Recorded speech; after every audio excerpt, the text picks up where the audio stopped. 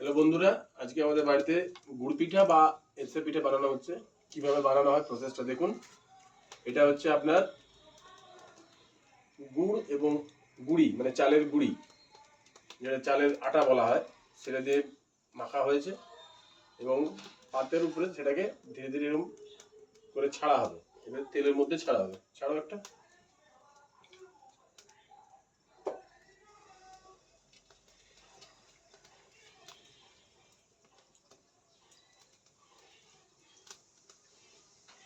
এটা ভালো ক্লোজে দেখো।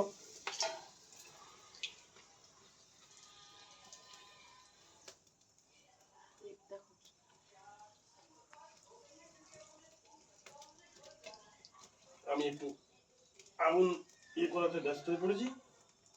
এই তো এরকম ভাবে ফুলে ফুলে যাবে প্রত্যেকটা।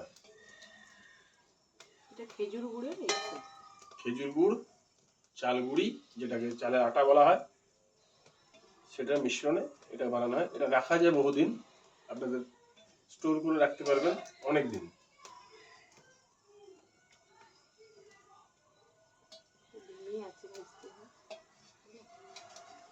মিডিয়াম আছে এটা করতে হবে,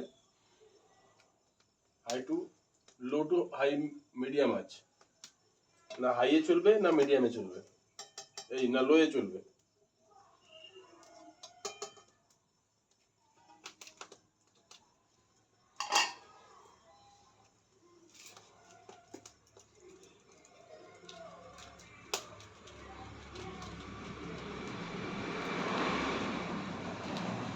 পুরোটাই হ্যান্ডমেড।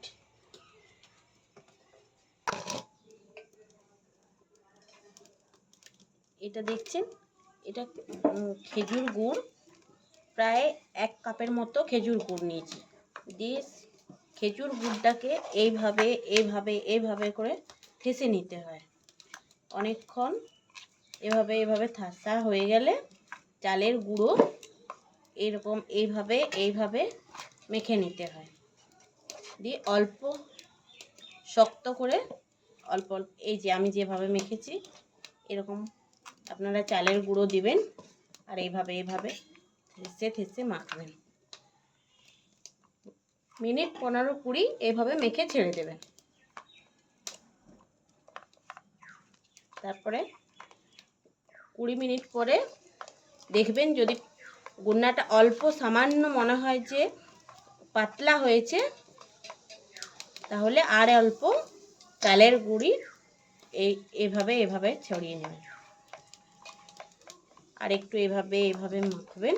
আটা মেখে মাখার পর যেমন রাখতে হয় সেরকম এটাও মেখে রাখতে হবে, তাহলে ভালো ভালো হবে। এইভাবে থাকার পরে হাতে এরকম আটা ডেলু যেভাবে আমরা করি এভাবে ডেলু করব। দিয়ে একটা পাত্রে তেল নেব, তেল নিয়ে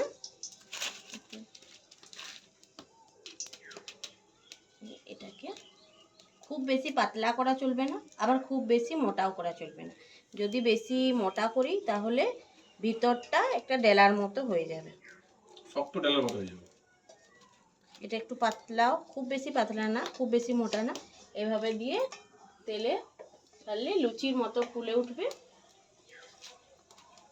কম আছে লাল লাল করে ভেজে নিলেই হয়ে যাবে গুড় পিঠা বা এরসা পিঠা।